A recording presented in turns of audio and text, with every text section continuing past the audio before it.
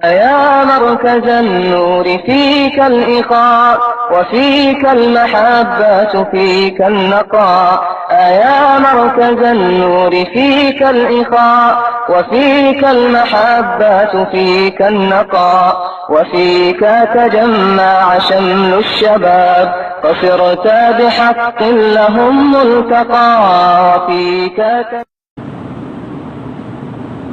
الحمد لله رب العالمين والصلاة والسلام على سيد المرسلين سيدنا ومولانا محمد وعلى آله وأصحابه أجمعين. أما بعد فأعوذ بالله من الشيطان الرجيم. بسم الله الرحمن الرحيم. يا بني إسرائيل اذكروا نعمتي التي أنعمت عليكم وأوفوا بعهدي أوف بعهدكم وإياي فارهبون. صدق الله العظيم. اے بنی اسرائیل، میری وہ نعمت یاد کرو جو میں نے تم کو عطا کی تھی، اور تم مجھ سے کیا ہوا عہد پورا کرو، تاکہ میں بھی تم سے کیا ہوا عہد پورا کروں، اور تم کسی اور سے نہیں بلکہ صرف مجھی سے ڈرو۔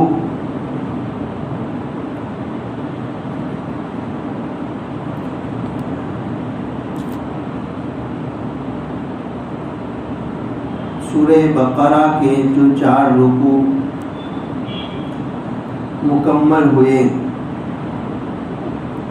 اس کا مطلب میں نے بیان کیا۔ اس کا خلاصہ سب سے پہلے سن لیجئے۔ اللہ تبارک و تعالی نے قرآن شریف کا کتاب الہی ہونا اور محمد صلی اللہ علیہ وسلم کا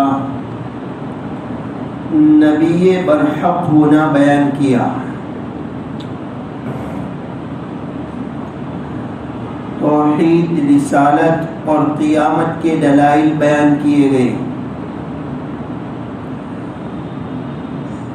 ظاہری اور باطنی نعمتوں کا تذکرہ کیا گیا۔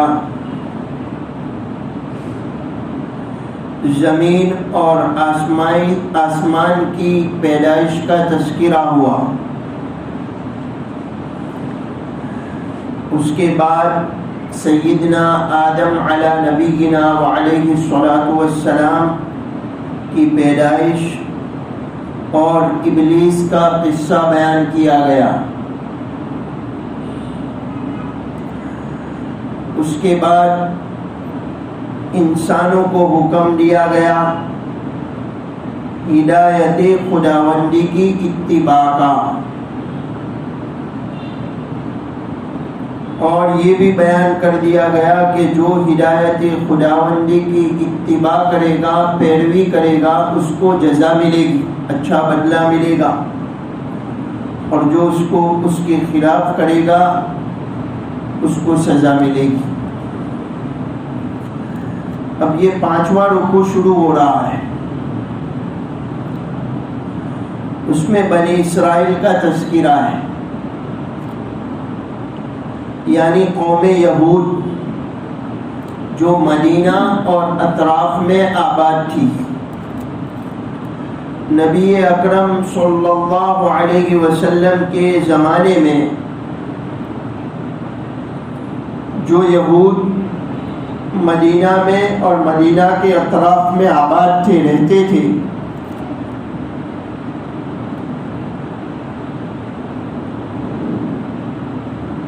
ان کو نعمتیں یاد دلائی جا رہی ہے.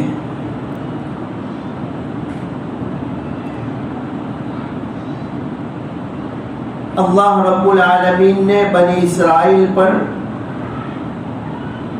جو نعمتیں اور انعامات فرمائے تھے ان میں سے ایک انعام یہ تھا کہ اللہ رب العالمین نے ہزاروں انبیاء ان میں مبعوث فرمائے. ہزاروں انبیاء بنی اسرائیل میں آئے. دوسرا انعام اور نعمت یہ تھی کہ تورات وغیرہ کتابیں دی گئی. تیسری نعمت یہ تھی کہ فرعون سے نجات ملی. چوتھی نعمت یہ تھی کہ اللہ نے من و سلوہ اتارا. پانچویں نعمت یہ تھی کہ رب العالمین نے ان کے لیے پتھر سے چشمے جاری کیے. چھٹی نعمت یہ تھی کہ اللہ رب العالمین نے ان کو ملک شام میں بسایا. ایسی پاکیزہ زمین میں رہنا نصیب کیا. یہ نعمتیں اللہ رب العالمین نے بنی اسرائیل کو عطا کی تھی. اسرائیل یعقوب علی نبینا وعلیہ الصلاۃ والسلام کا لقب تھا. اسرائیل ان کی اولاد اور بعد کی نسل کو بنو اسرائیل کہا گیا. ان کے جد امجد ابراہیم علی نبینا وعلیہ الصلاۃ والسلام تھے. ابراہیم علی نبینا وعلیہ الصلاۃ والسلام کے بڑے صاحبزادے اسماعیل علی نبینا وعلیہ الصلاۃ والسلام تھے، جن کی نسل میں خاتم النبیین محمد صلی اللہ علیہ وسلم تشریف لائے. اسماعیل علیہ السلام حجاز میں آباد ہوئے، حجاز میں رہے. مکہ اور طائف وغیرہ جو علاقہ ہے اس کو حجاز کہا جاتا ہے. ابراہیم علی نبینا وعلیہ الصلاۃ والسلام کے دوسرے صاحبزادے اسحاق علی نبینا وعلیہ الصلاۃ والسلام تھے، اور اسحاق علیہ السلام کے بیٹے یعقوب علیہ السلام تھے. یعقوب علیہ السلام کی اولاد شام و فلسطین میں آباد ہوئی. ان کے بیٹے یوسف علیہ السلام تھے. یعقوب علیہ السلام کے بیٹے یوسف علیہ الصلاۃ والسلام تھے. اللہ نے مصر میں ان کو پیغمبری عطا فرمائی، اور ان کے زمانے اقتدار میں جب یوسف علیہ السلام مصر میں تھے اس وقت یعقوب علیہ السلام اپنے خاندان کے ساتھ مصر میں تشریف لائے. یہ وہ زمانہ تھا جو بنی اسرائیل کے لیے ترقی کا زمانہ تھا، عزت کا زمانہ تھا، عروج کا زمانہ تھا. اس کے بعد مصری لوگ ان کے اوپر غالب آ گئے، غلبہ پا لیا مصریوں نے، اور ان کو غلاموں کی طرح بنا لیا اور ذلیل اور رسوا کرنے کی کوشش کی. اللہ رب العالمین نے بنی اسرائیل میں موسیٰ علی نبینا وعلیہ الصلاۃ والسلام کو مبعوث فرمایا. اس وقت کا جو بادشاہ تھا وہ فرعون تھا. اس نے موسیٰ علی نبینا وعلیہ الصلاۃ والسلام کا انکار کیا اور اس کے نتیجے میں وہ ہلاک ہوا. پھر بنی اسرائیل میں اور بھی انبیاء آئے. حضرت داؤد علیہ الصلاۃ والسلام، سلیمان علی نبینا وعلیہ الصلاۃ والسلام.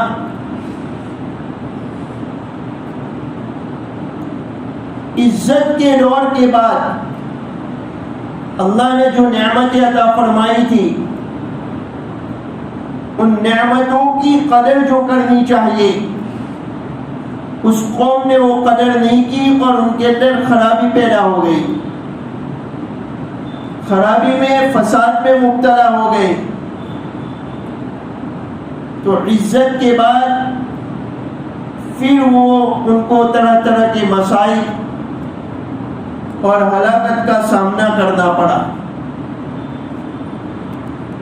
ان آیات میں جو 5ویں رکوع سے شروع ہو رہی ہے، اللہ کے نبی صلی اللہ علیہ وسلم کے زمانے میں جو یہود تھے مدینہ اور مدینہ کے اطراف میں، ان کو نعمتیں یاد دلائی جا رہی ہے تاکہ ان کے لیے ایمان لانا آسان ہو جائے. قرآن کو کتاب الہی ماننا، نبی اکرم صلی اللہ علیہ وسلم کو خاتم النبیین ماننا، یہ آسان ہو جائے. فرمایا یا بنی اسرائیل اذکروا نعمتی التی انعمت علیکم، اے بنی اسرائیل میری وہ نعمت یاد کرو جو میں نے تم کو عطا کی تھی. میں نے ابھی تفصیل سے بتلایا اللہ نے کتنی نعمتیں ان کو عطا کی تھی. اور تم مجھ سے کیا ہوا عہد پورا کرو. اس عہد میں یہ بھی شامل تھا کہ اللہ کے پیغمبروں پر، اللہ کے نبیوں پر ایمان لانا. اور چونکہ محمد صلی اللہ علیہ وسلم بھی اللہ کے نبی ہے، پیغمبر ہے، رسول ہے، تو اس عہد کا تقاضا تھا کہ وہ لوگ آپ صلی اللہ علیہ وسلم پر ایمان لائے، آپ کو نبی مانے، خاتم النبیین مانے. فرمایا وَأَوْفُوا بِعَهْدِي، مجھ سے کیا ہوا عہد پورا کرو. اوفی بعہدکم، میں بھی تم سے کیا ہوا عہد پورا کروں. اللہ رب العالمین نے یہ فرمایا کہ مجھ سے کیا ہوا عہد پورا کرو تاکہ میں بھی تم سے کیا ہوا عہد پورا کروں.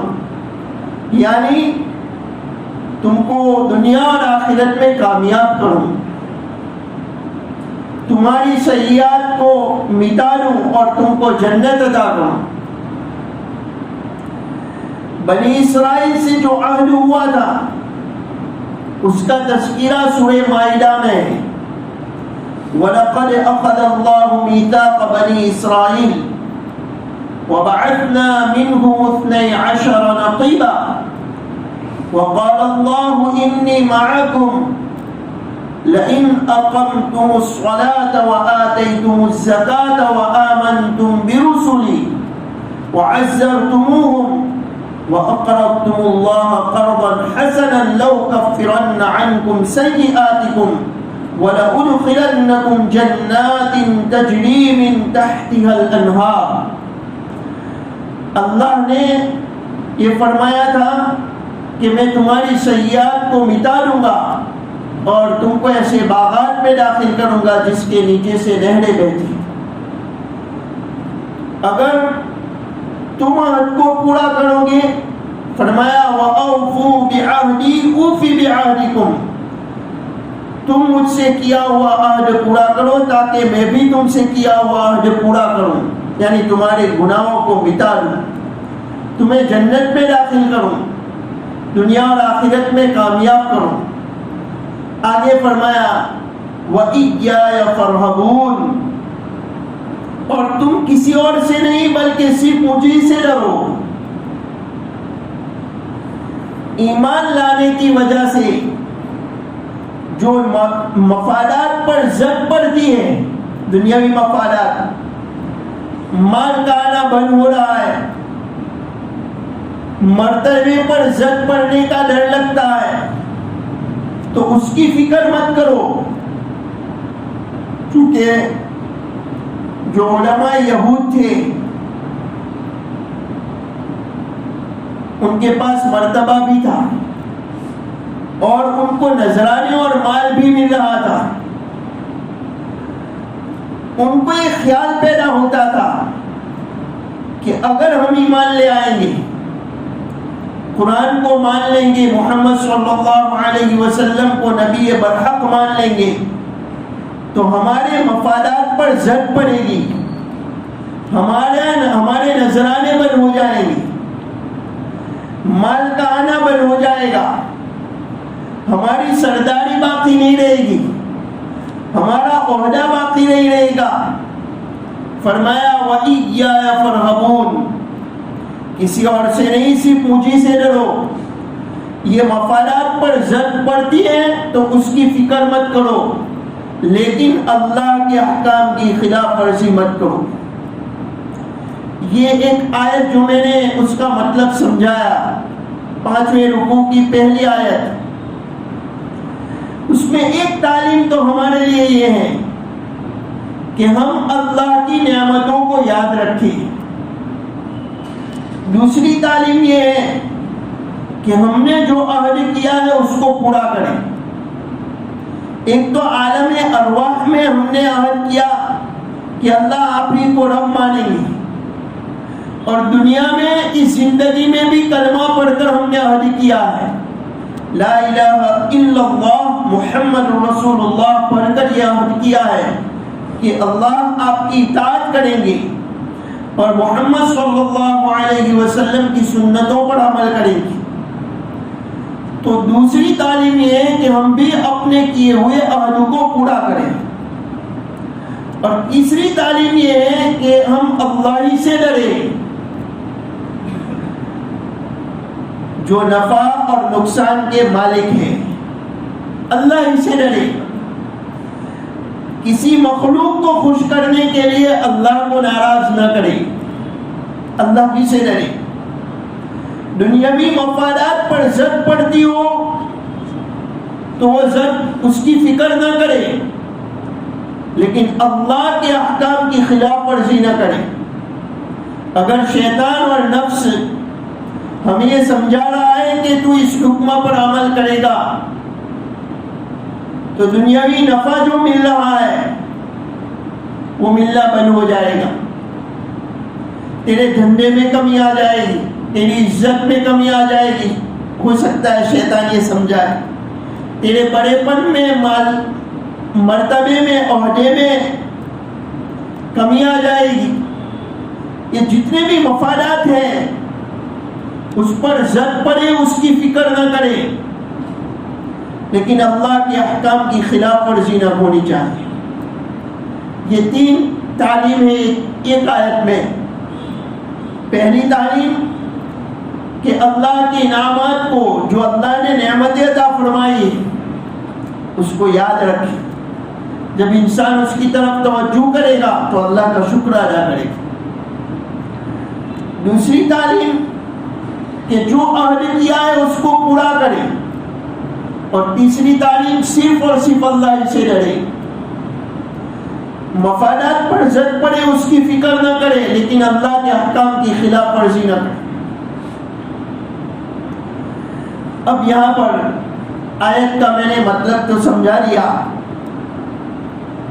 پھر سے ایک مرتبہ سن لیجئے کہ نبی اکرم صلی اللہ علیہ وسلم کے زمانے میں مدینہ اور مدینہ شریف کے اطراف میں جو یہودی تھے ان کو اللہ کی نعمتیں یاد دلائی جا رہی ہیں تاکہ ایمان لانا ان کے لیے آسان ہو جائے۔ اور اللہ نے ان پر کیا نعمتیں کی تھی انبیاء ہزاروں بنی اسرائیل میں آئے، اللہ نے من و سلوہ اتارا، تورات وغیرہ کتابیں دی، فرعون سے نجات عطا فرمائی، ملک شام میں ان کو بسایا، پتھر سے چشمے جاری کیے، اتنی نعمتیں اللہ نے بہت ساری نعمتیں عطا کی. تو یہ نعمتیں یاد دلائی جا رہی ہے تاکہ ایمان لانا آسان ہو جائے. اور پھر فرمایا وَأَوْفُوا بِعَهْدِي أُوفِ بِعَهْدِكُمْ، تم مجھ سے کیا ہوا عہد پورا کرو تاکہ میں بھی تم سے کیا ہوا عہد پورا کروں.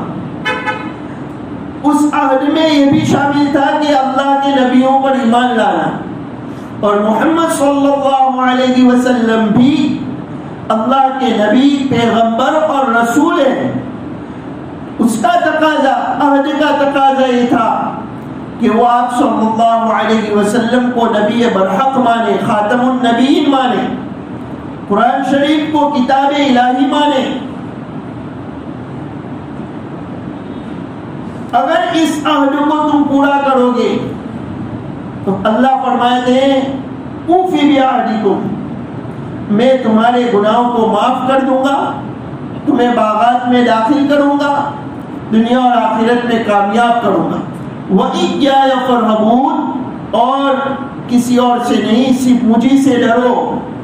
مفادات پر زد پڑ رہی ہے، دنیاوی مفادات پر، اس کی فکر مت کرو، لیکن میرے احکام کی خلاف ورزی مت کرو. نذرانے بند ہوتے ہیں تو اس کی فکر مت کرو. تمہاری سرداری میں تمہیں کمی کا اندیشہ ہو رہا ہے کہ ہماری سرداری باقی نہیں رہے گی، اس کی فکر مت کرو، لیکن اللہ کے احکام کی خلاف ورزی مت کرو. یہاں پر ایک بات سمجھ لیجیے، اللہ رب العالمین کا ایک قانون ہے، عام دستور ہے اللہ کا، کہ جب کوئی قوم، کسی قوم کی، کسی امت کی اکثریت، غالب اکثریت، اجتماعی طور پر کوئی امت، جس کو ہم گجراتی میں اجتماعی طور پر، اس کو میں گجراتی میں سمجھاؤں، ودھو پرمار میں لوگ، ودھو پرمار، زیادہ تر لوگ، امت کا بیشتر زیادہ تر طبقہ جب ایمان اور تقوی والی زندگی گزارتا ہے تو اللہ رب العالمین دنیا میں نقد فائدہ عطا فرماتے ہیں، انعام عطا فرماتے ہیں کہ زمین اور آسمان کی برکتوں کے دروازے کھول دیتے ہیں. یہ اللہ کا عام دستور ہے، یہ سب کے لیے، کوئی بھی امت ہو، کوئی بھی قوم ہو، اس کی اکثریت، اس کا زیادہ تر طبقہ اگر اللہ کی اطاعت میں لگا ہوا ہے، ایمان اور تقوی کے ساتھ زندگی گزارتا ہے، تو اللہ زمین اور آسمان کی برکتوں کے دروازے کھول دیتے ہیں. بنی اسرائیل کے لیے بھی یہی دستور تھا اللہ کا. قرآن میں تذکرہ ہے وَلَوْ أَنَّ أَهْلَ الْكِتَابِ، سورہ مائدہ کی آیت، وَلَوْ أَنَّ أَهْلَ الْكِتَابِ آمَنُوا وَاتَّقَوْا لَكَفَّرْنَا عَنْهُمْ سَيِّئَاتِهِمْ وَلَأَدْخَلْنَاهُمْ جَنَّاتِ النَّعِيمِ. اگر اہل کتاب ایمان لے آتے، یعنی یہود نصارہ، اور تقوی اختیار کرتے تو ہم ان کے پچھلے گناہ معاف کر دیتے، ہم ان کی سیئات کو معاف کر دیتے، اور وَلَأَدْخَلْنَاهُمْ جَنَّاتِ النَّعِيمِ، اور ان کو جنات نعیم میں داخل کر دے، ایسے باغوں میں داخل کر دے جہاں پر وہ اللہ کی نعمتیں بھرپور پاتے. یہ سورہ مائدہ میں. آگے اس کے بعد والی آیت وَلَوْ أَنَّهُمْ أَقَامُوا التَّوْرَاةَ وَالْإِنْجِيلَ وَمَا أُنزِلَ إِلَيْهِمْ مِنْ رَبِّهِمْ، اگر وہ تورات اور انجیل پر ٹھیک ٹھیک عمل کرتے اور اس ہدایت پر جو ان کے لیے ان کے رب کی طرف سے اتاری گئی یعنی قرآن شریف پر، لَأَكَلُوا مِن فَوْقِهِمْ وَمِن تَحْتِ أَرْجُلِهِمْ، تو اللہ کا وعدہ کیا ہے؟ وہ ہر طرف سے اوپر اور نیچے سے رزق پاتے. مِنْهُمْ أُمَّةٌ مُقْتَصِدَةٌ، ان میں سے تھوڑی سی جماعت صحیح راستے پر ہے، سیدھے راستے پر ہے. وَكَثِيرٌ مِّنْهُمْ سَاءَ مَا يَعْمَلُونَ، اور بہت سے لوگ، زیادہ تر لوگ وہ برے کردار میں مبتلا ہے. وَكَثِيرٌ مِّنْهُمْ سَاءَ مَا يَعْمَلُونَ، بہت سے لوگ برے کردار میں مبتلا ہے، غلط روش میں مبتلا ہے. یہ سورہ مائدہ کی آیت. اب یہاں پر سمجھیے، پہلی آیت میں کیا فرمایا کہ اگر ایمان اور تقوی اختیار کرتے تو فرمایا لَكَفَّرْنَا عَنْهُمْ سَيِّئَاتِهِمْ وَلَدَخَلْنَاهُمْ جَنَّاتِ النَّعِيمِ، کہ ہم ان کی گناہوں کو معاف کر دیتے اور جنات نعیم میں داخل کرتے. اور دوسری آیت میں وہ آخرت کا فائدہ بیان کیا گیا کہ آخرت میں جنت ملے گی ایمان اور تقوی کی وجہ سے. اور دوسری آیت میں دنیا کا انعام بیان کیا کہ وَلَوْ أَنَّهُمْ أَقَامُوا التَّوْرَاةَ وَالْإِنْجِيلَ وَمَا أُنزِلَ إِلَيْهِمْ مِنْ رَبِّهِمْ، تورات، انجیل اور قرآن پر عمل کرتے تو لَأَكَلُوا مِنْ فَوْقِهِمْ وَمِنْ تَحْتِ أَرْجُلِهِمْ، وہ اوپر اور نیچے سے رزق پاتے، ہر طرف سے رزق ملتا. آسمان سے جو نعمتیں نازل ہوتی ہیں وہ بھی نصیب ہوتی، اور زمین سے جو نعمتیں حاصل ہوتی ہیں وہ بھی نصیب ہوتی. لَأَكَلُوا مِن فَوْقِهِمْ وَمِن تَحْتِ أَرْجُلِهِمْ، ہر طرف سے رزق پاتے. مِنْهُمْ أُمَّةٌ مُقْتَصِدَةٌ، بہت تھوڑے لوگ صحیح راستے پر ہیں. وَكَثِيرٌ مِّنْهُمْ سَاءَ مَا يَعْمَلُونَ، اور بہت سے لوگ برے کردار میں مبتلا ہیں.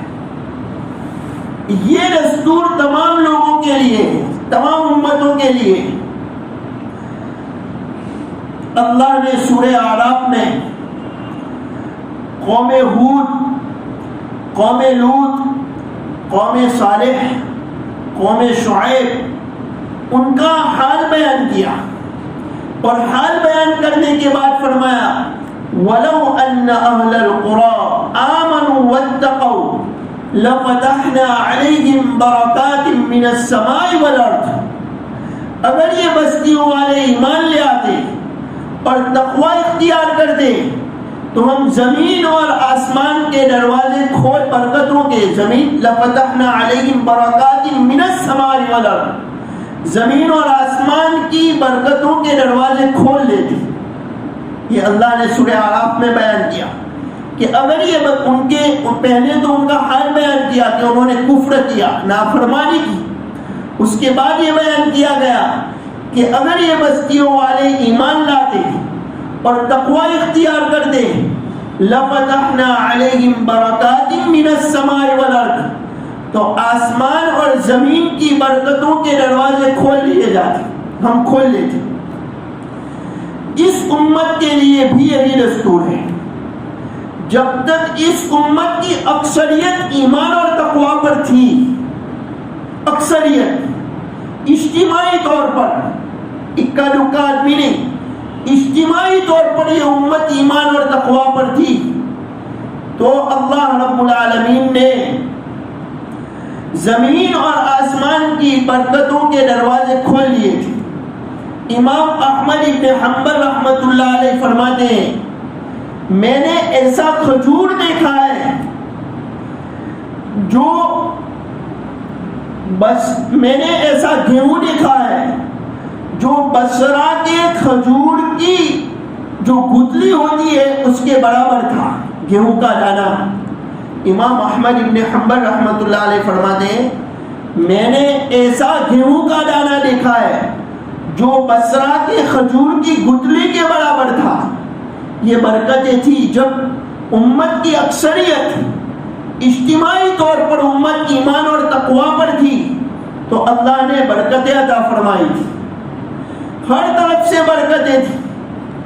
لیکن جب اکثریت امت کی فسق و فجور میں مبتلا ہوئی اور بہت کم لوگ ایسے ہیں جو ایمان اور تقوی پر صحیح زندگی گزارنے والے ہیں، تو یہ برکتوں سے امت محروم ہوئی، ان برکتوں سے امت محروم ہوئی۔ یہ منہم امت مقتصدہ وکثیر منہم ساء ما یعملون جو بیان کیا گیا، یہ اہل کتاب کے لیے بیان کیا گیا ہے، لیکن اس کا ایک ایک لفظ آج کے مسلمان پر صادق آتا ہے، ایک ایک لفظ صادق آتا ہے۔ وہ کس طرح کہ آج بھی اللہ کے ولی ہے، بندے ہیں، متقی ہیں، لیکن اجتماعی طور پر امت فسق و فجور میں مبتلا ہے۔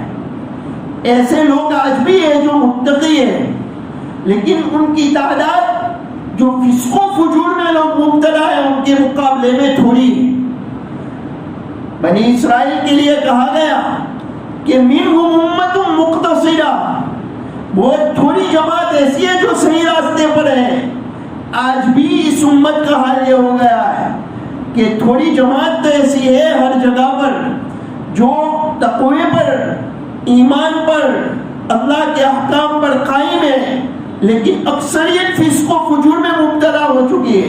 وَكَثِيرٌ مِّنْهُمْ سَاءَ مَا يَعْمَلُونَ، ان میں سے زیادہ تر لوگ برے کردار میں مبتلا ہے، غلط روش میں مبتلا ہے۔ جو بنی اسرائیل کے لیے فرمایا گیا تھا، ایک ایک لفظ آج کے وقت کے مسلمان کے اوپر فٹ ہو رہا ہے، منطبق ہو رہا ہے، صادق آ رہا ہے۔ اس لیے امت برکتوں سے محروم ہو رہی ہے اور ذلت کا شکار ہو رہی ہے۔ ام سلمہ رضی اللہ عنہا نے پوچھا نبی اکرم صلی اللہ علیہ وسلم سے کہ ہم اس حالت میں ہلاک ہو سکتے ہیں جبکہ ہمارے درمیان صالح لوگ موجود ہو، نیک لوگ موجود ہو؟ نبی اکرم صلی اللہ علیہ وسلم نے فرمایا جب فسق و فجور کی کثرت ہو جائے، غلبہ ہو جائے۔ یہ مطلب کیا ہے کہ جب فسق و فجور کا غلبہ ہو جائے گا، کثرت ہو جائے گی، تو صالحین کی موجودگی کے باوجود تم ہلاک ہو سکتے ہیں۔ یہ امت ہلاک ہو سکتی ہے، برباد ہو سکتی ہے، عذاب آ سکتا ہے۔ صالح موجود ہے، صالحین موجود ہے، لیکن فسق و فجور کا غلبہ ہے، اللہ کی نافرمانی، اکثر لوگ اللہ کی نافرمانی میں مبتلا ہے، اور نیک بندے گنے چنے چند ہیں، فسق و فجور غالب آ رہا ہے، تو اس وقت نیک لوگوں کے باوجود یہ امت ہلاک ہو سکتی ہے، ہلاکت کے گاڑ میں جا سکتی ہے، تباہ ہو سکتی ہے، اللہ کا عذاب آ سکتا ہے۔ اس لیے میرے عزیزوں، بنی اسرائیل کا جو تذکرہ ہے قرآن شریف میں، بہت اچھی بات لکھی ہے، مولانا منظور نعمانی نور اللہ مرقدہ نے بیان کی ہے۔ یہ تذکرہ جو کثرت سے قرآن میں ہے بنی اسرائیل کا، یہ ایک آئینہ ہے، اس کے آئینے میں ہم اپنے چہرے کو دیکھیں، اس کے آئینے میں ہم اپنے چہرے کو دیکھیں اور عبرت حاصل کریں کہ اللہ نے نعمتوں سے نوازا، لیکن ان کے اندر فساد آ گیا، بگاڑ آ گیا، اور اکثریت ان کی غلط روش میں مبتلا ہو گئی، زیادہ تر لوگ غلط روش میں مبتلا ہو گئے۔ نتیجہ یہ ہوا کہ جو عزت اللہ نے عطا فرمائی تھی اس عزت سے محروم ہوئے، ترقی سے محروم ہوئے، اور ہلاکت اور تکالیف کا سامنا کرنا پڑا، مصائب کا سامنا کرنا پڑا۔ تو یہ ہمارے لیے عبرت ہے۔ یہ امت بھی اگر اکثریت فسق و فجور میں مبتلا ہوگی اور اس کا زیادہ تر طبقہ اللہ کی نافرمانی میں مبتلا ہوگا، اس کا بھی وہی حال ہوگا۔ اللہ کا یہ عام قانون اور دستور ہے۔ اللہ ہمیں سبق لینے کی توفیق عطا فرمائے، ان آیات سے جو سبق مل رہا ہے وہ سبق لینے کی توفیق عطا فرمائے، اور ایمان اور تقوی پر امت کو اللہ رب العالمین زندہ رہنے کی توفیق عطا فرمائے، اور ایمان اور سنت اور تقوی پر اللہ موت عطا فرمائے، اور غلط روشیں، یہود نصارہ گمراہوں کی روش سے، ان کے طریقے سے، ان کی راہ پر چلنے سے اللہ ہماری اور ہماری نسلوں کی حفاظت فرمائے۔ سبحان اللہ و بحمدہ، سبحانک اللہم و بحمدک، ونشہد ان لا الہ الا انت، نستغفرک و نتوب الیک۔